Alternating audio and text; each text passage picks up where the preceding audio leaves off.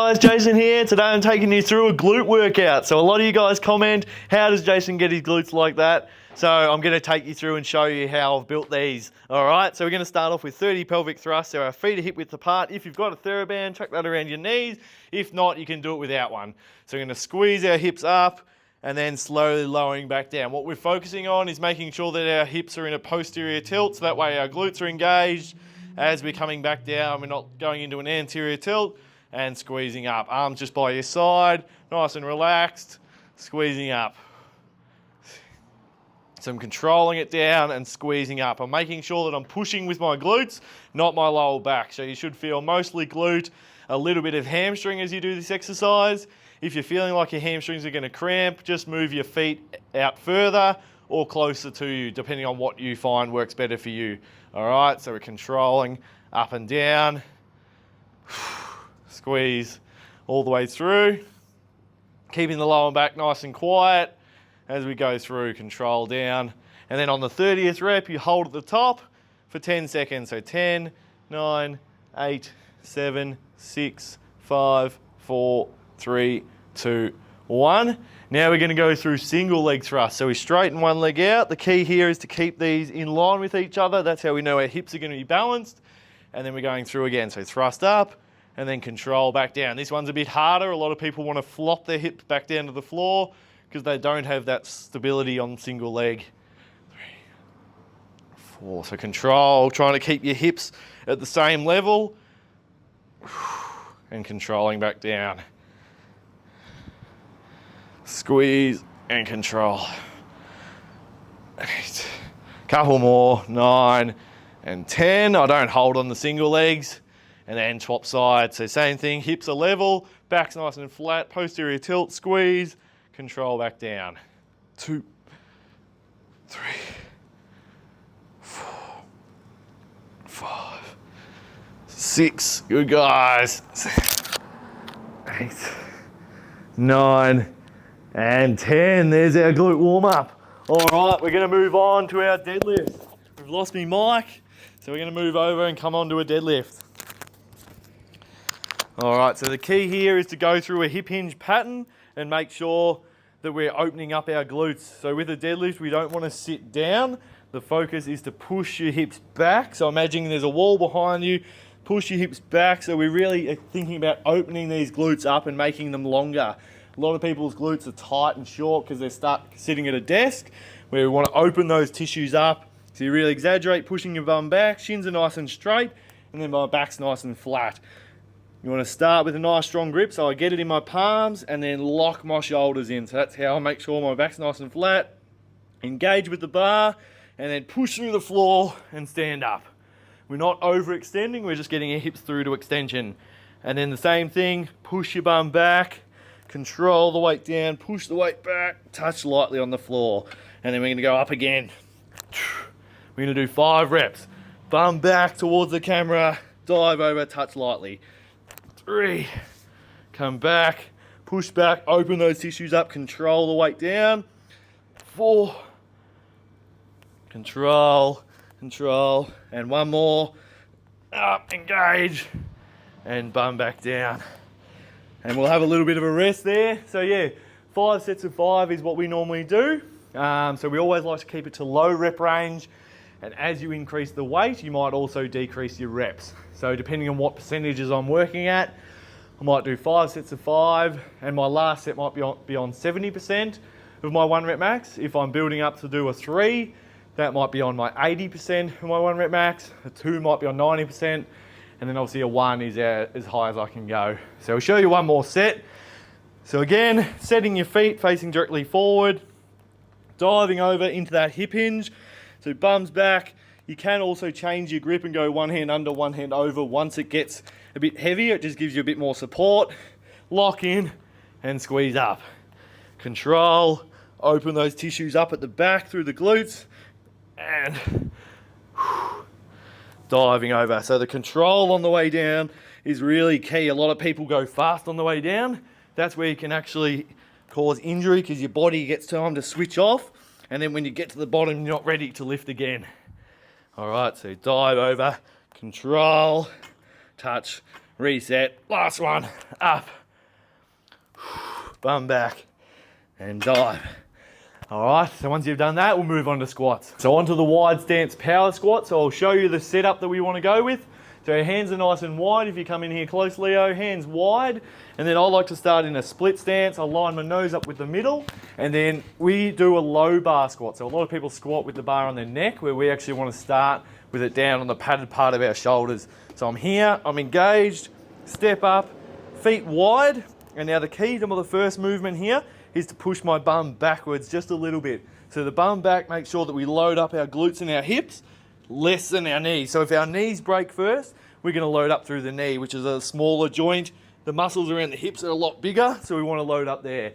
So bum comes back, and then we squat down and drive up. We make sure our upper body's leaning forwards. That way our core's more engaged and the compression isn't going through our spine.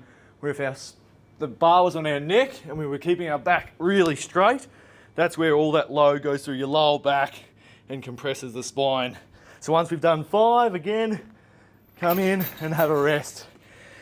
So again, 3 to 5 rep range depending on what weight you're working at.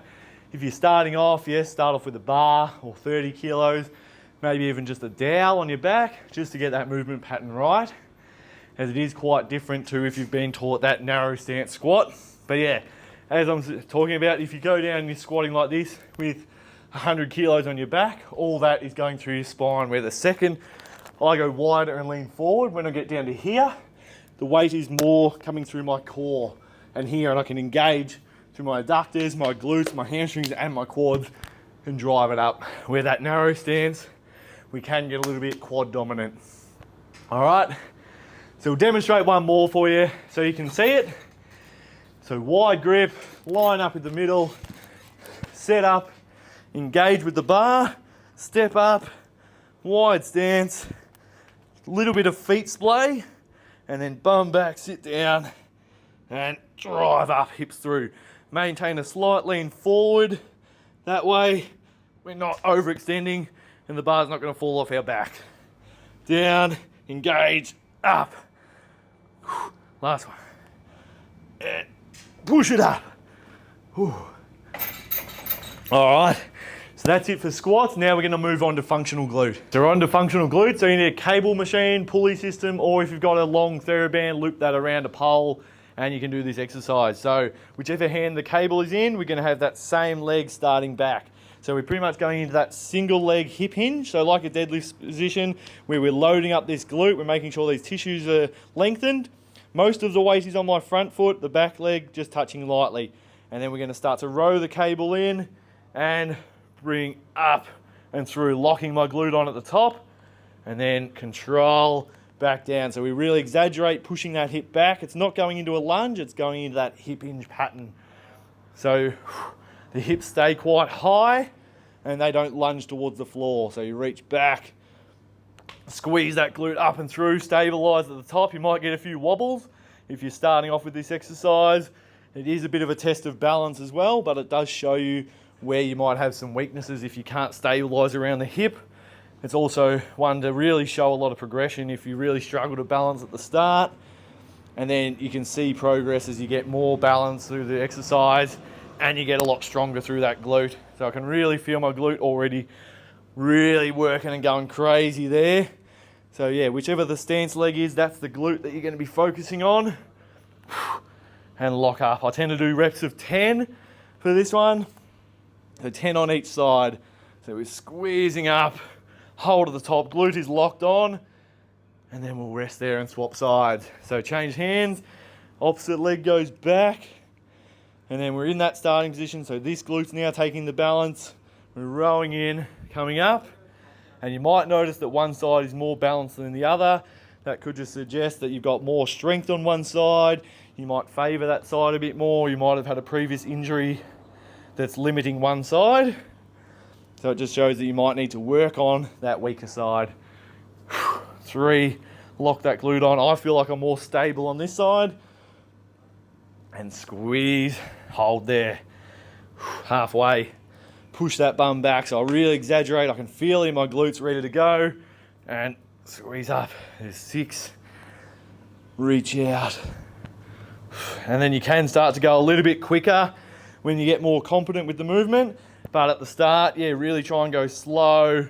And those wobbles will be hard, but yeah, try and control the movement patterns. So wait here until you're balanced, and then go. Wait here until you're balanced. A lot of people, they're wobbling and they try and move. Wait till you've got balance, and then go. All right, so that's it for functional glute. Now we're on to a rear foot elevated lunge. So rear foot elevated lunge or rear foot split squat you might have heard of as well. So we start with one ankle on the bench, and then we're just gonna lunge our foot out. Now we're gonna drop our back knee down towards the floor. As we're doing that, we're sort of hinging this front hip backwards.